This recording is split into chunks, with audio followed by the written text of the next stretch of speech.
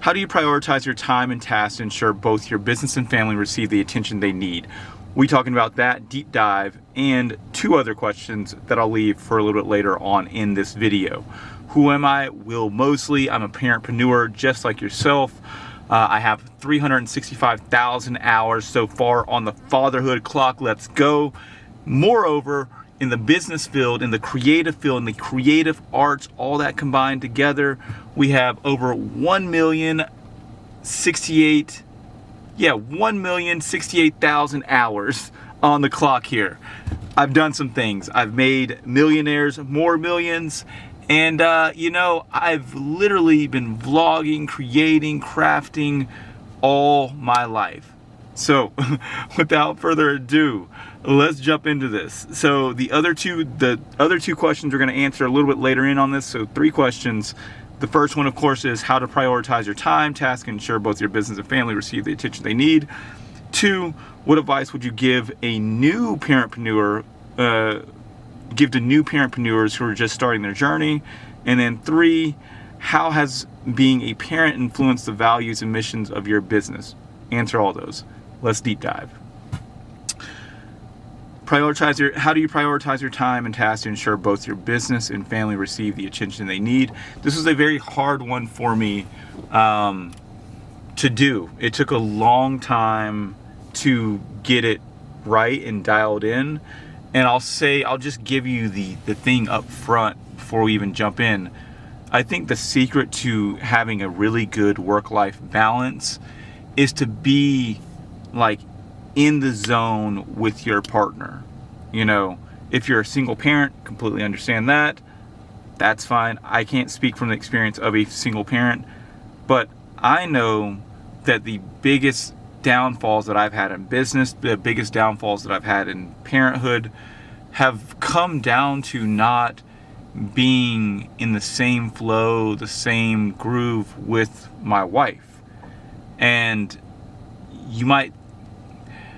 it sounds kind of obvious, but I don't think many people talk about the nuances of how to actually communicate and how to find a work-life balance that matches what they're doing in their family and in their situation.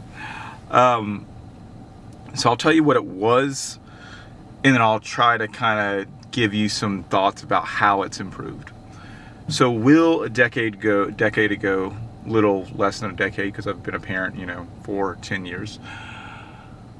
I was very much a workaholic, corporate 9-to-5er.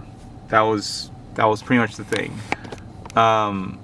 Laura was a stay-at-home mom, took care of the kids, or kid at that time, and I really wanted to have a person that I could talk to that, about creativity and about business and about these things.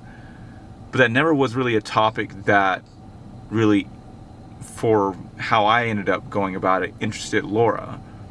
And so I'd come home with all these big ideas, and I would just talk about work and work and work. And when I wasn't working, I typically would have a hobby or something like that I did that was more work. And so being a father, I feel like I did a good job as being a father, but being a good spouse, a person that's let me be there for you. I felt in that moment in time, I think I felt as though I was being that person. My job was to, supply security and do all these things, and we're actually doing really good here. But I don't think I did a great job of finding the time to better my marriage, and also in parenting. There was a lot of things that, because Laura took care of the kids most of the time, that I depended on her to just take care of, and didn't really take those responsibilities on, or whatever. I just kind of, the pie was 50-50, even, whatever here. This is how we just kind of do it, whatever. And today, there's a lot of divide and conquer. I absolutely believe in divide, conquer, like do your thing. It's extremely important. But I feel like if each person feels as though they have more load than the other person, just like work, I really think that when it comes to work-life balance, when it comes to prioritizing time and task and like making sure the family receives attention, it really comes down to everyone feeling as though they have a fair part, an equal part, and that we're moving towards the same goal and direction. So like, let's zoom out a little bit and then I'll come back in. So how to time and then attention. So yesterday we talked a lot about how I kind of distribute my time with my family currently. So if you didn't watch that one, definitely go check that one out, because it's 25 minutes. It deep dives kind of into a good bit of time. But I do think that as a parentpreneur, as a business owner, a lot of stuff that we didn't talk about yesterday was the delegation of tasks, or who does what, or how we handle the flow of things, and that trickles down into giving the family attention. So let's try to do that. It's only been till recent that I think a lot of this stuff has flowed really well, and it's still, we're still working out the stuff, but like, if you take on the same mentality almost that you do at work as you do with your partner, I think a lot of things would actually work out well. Think about this. When you go to work, like, you can't like cuss your boss out. You can't cuss an employee out. You can't do any of that stuff. But in relationships, we do that all the time. Like, it's a thing where it's like you're mad or you're upset and you're like, you know what? I'm just going to blow up. You can't do that at work. Why? Because you get fired. Also, if you need to work something out with somebody, if you need to try to figure out something with another teammate, like, there's a lot of different rules to it, and I think they actually really work well. I think we went down a little bit in exposure, so we're gonna pull this up real quick. 2 seconds. Boom, boom. Not exposure, but f-stop. A lot of times in relationships, like, if you feel as though you're carrying the load and that you don't have it's not equal, a lot of times you were probably that person that enabled that situation. That, maybe you, like, think about if you're thinking out at work. If you do something for a teammate all the time, always, you're doing them a disservice, and you're also doing yourself a disservice. And you're also doing like the entire everything that you're trying to accomplish like a disservice. Why? So if someone is hired to do a job, let's say I'm a creative director and like you're responsible for, I don't know, sales, right? If you're new to the job, there's training, right, that happens, and we try to figure out how to like give you good training and get you up to speed, and vice versa. But like, you can't, like, if I were to come to you and always ask you how to do a job or to do my job for you, it would make me upset and make me sad and make me frustrated and all these things. And I think that happens a lot in relationships. I would do that all the time in our relationship, where, oh, Laura, can you, just do this? Oh, can you just X? Can you do Y? Like, I do that a lot, not realizing that she has 15 million other things on her plate, and then me throwing this other plate is going to crash the whole system. There is like that training, right? There's a amount of training that is done, but then it's up to that person to figure it out and do their thing. And I think that's how a lot more relationships like marriages should be in this kind of cycle, because she's a diamond, or he, whatever. You're dope as fuck. Like, you're both amazing people that have really great talents and skill sets. You're going to be doing stuff, they're doing stuff, and you're both going to just keep on moving the ship forward. But if I'm over here like trying to take care of all of your tasks, I'm not doing my task, and that's a problem. I'm also probably messing up your flow by thinking that I'm helping you when I'm not really helping you. Like, I'm probably messing up all the stuff that you got going on. We've had that boss, that person that comes in, he's like, oh, let me help you with that real quick, and you actually don't even want their help, and they just kind of mess up everything that's going on. When you try to save the day always, you end up just saving no one. You have to have a space that enables, whether it's your kids or you or your partner, to do it themselves. There's three, we're going to dive a little bit deeper. There's 3 different ways that you can offer a service to a client. And this also applies to business as well. It's do it for you, do it with you, or do it yourself, right? Which one, of course, alleviates the most time on you? Do it yourself. Like, if I don't know, if anyone was at work, like, you're not going to get their coffee for them. It's a do-it-yourself type of thing. You may occasionally be like, hey, I'll get you a cup of coffee, I got you. But, like, the cup of coffee, they can go get their own cup of coffee. There's a lot of tasks that can just be done by either you or by that other person, but if it's their responsibilities, it's their responsibilities. They should take care of that stuff. There's do it for you, which is good in between, right?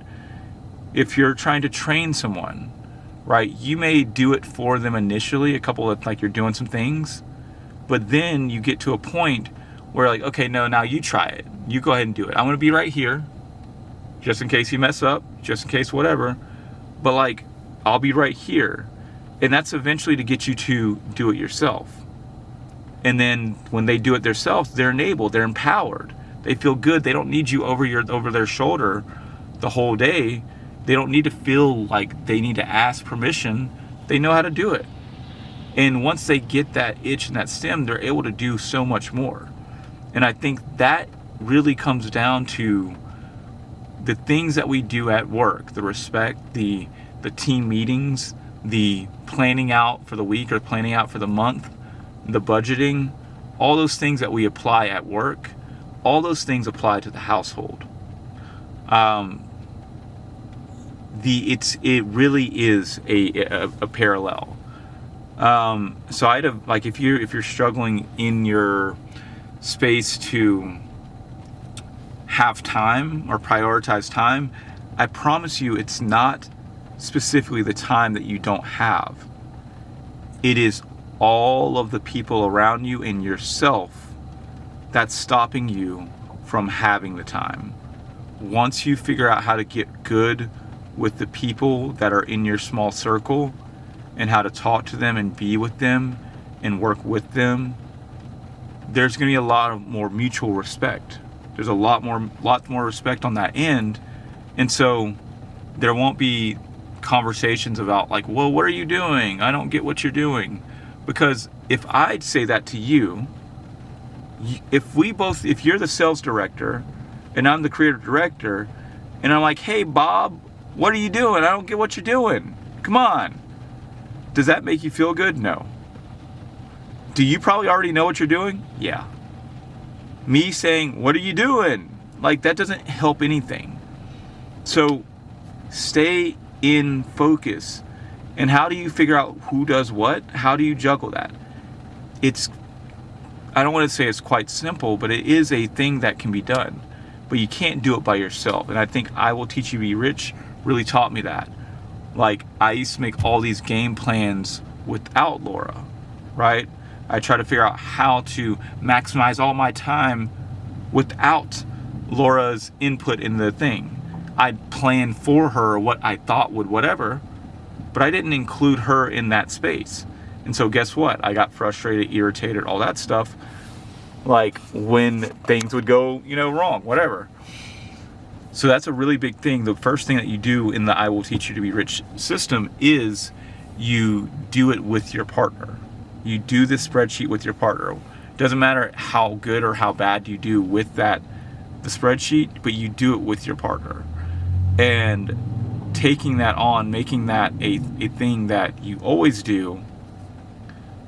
Oh, they're doing it. Okay, cool, sweet. It's just something that you have to do that. You absolutely have to do that. How do you do that? You can be like, hey, well, what does your rich life look like? I'm like, oh, it looks like clothes and travel and X and Y. And you're like, oh, what does your rich life look like on the other side? And then they may ask that, or you may just say, okay, that's cool, got it. That's what your rich life looks like. Oh, mine looks like, electric skateboards and documentaries and da-da-da-da-da, whatever. And then we put those together and say, okay, what do we need to do to get here?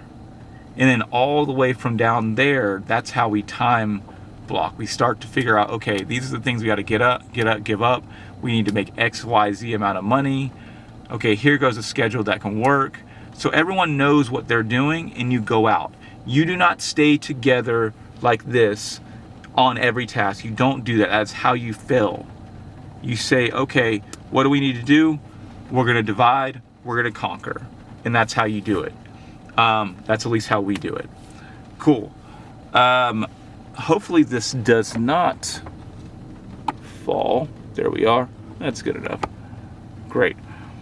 Let's see. So that's really, that really is what I think when it comes down to the attention for a family. If you start it from the 3,000 foot top with your partner and figure out really what it is that you guys are doing, then you can time block your day appropriately.